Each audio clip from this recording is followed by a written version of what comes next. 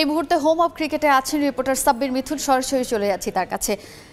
মিথুন, রাজনৈতিক অস্থিরতা, সেই অস্থিরতার প্রভাব কিন্তু ক্রিকেটেও পড়েছে এবং যাতে সবচেয়ে বেশি ভুক্তভোগী এখন যদি আমি বলি বাংলাদেশ জাতীয় ক্রিকেট দল। পাকিস্তান সিরিজ আগে থেকেই নিশ্চিত ছিল, সেই সিরিজকে সামনে রেখে নির্ধারিত যে ক্যাম্প শুরু হওয়ার কথা ছিল সেই ক্যাম্প কিন্তু নির্ধারিত সময়ে শুরু হতে পারেনি, যার প্রভাবে বাংলাদেশ দল নির্ধারিত তারিখের 5 দিন আগে পাকিস্তান উড়াল দিতে যাচ্ছে, যা কিনা আগামীকাল রাতে কোনো একটা সময় বাংলাদেশ জাতীয় দলের মূল স্কোয়াডের যে সদস্যরা রয়েছে তারা কিন্তু উড়াল দেবে। তার আগে আজ 11 তারিখে বাংলাদেশ জাতীয় দলের যে 2 টেস্টের যে পাকিস্তানের টেস্ট সিরিজ রয়েছে সেই সিরিজকে সামনে রেখে দল ঘোষণার কথা রয়েছে এবং সেই দল ঘোষণা আমরা যতটুকু জানতে পেরেছি বিকেল 4টার আগেই হয়ে যাবে, যেখানে আসলে খুব বেশি প্রত্যাশিত ভাবেই যে দলটা দেওয়ার কথা ছিল তাই থাকবে বলে ধারণা করা হচ্ছে। তবে সাকিব আল হাসানকে নিয়ে যে আলোচনা হচ্ছে, অর্থাৎ সাকিব আল হাসান যিনি কিনা সাবেক সাংসদ, সেই সাকিব আল হাসান এই পাকিস্তান সিরিজে খেলবেন কিনা তা নিয়ে কিন্তু বিসিবি থেকে ইতিবাচকভাবে সাড়া দেওয়া হলেও সাকিব আল হাসানের পক্ষ থেকে এখন পর্যন্ত কিছু জানা যায়নি।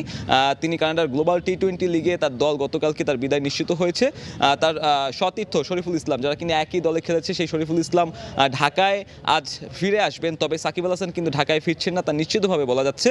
এখন সাকিব আল হাসান কানাডা থেকে পাকিস্তানের সরাসরি দলের সঙ্গে যোগ দেবেন কিনা, কিংবা সাকিব আল হাসান বাংলাদেশের এই পাকিস্তান টেস্ট সিরিজে দলের অন্তর্ভুক্ত হবে কিনা সেটা কিন্তু আসলে বড় প্রশ্ন এবং সেই প্রশ্নের উত্তর মিলতে পারে আজ বিসিবির তরফ থেকে যখন অফিসিয়ালি বাংলাদেশ দলের স্কোয়াডটা ঘোষণা করা হবে।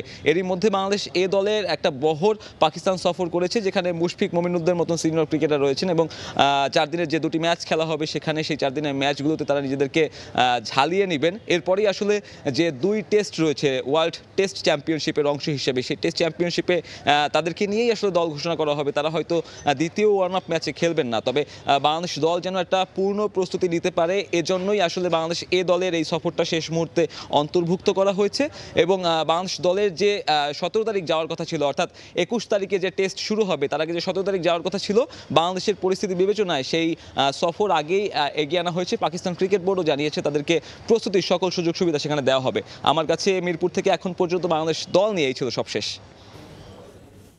দেশের ক্রিকেটের সামগ্রিক পরিস্থিতি জানাচ্ছিলেন সহকর্মী সাব্বির মিথুন।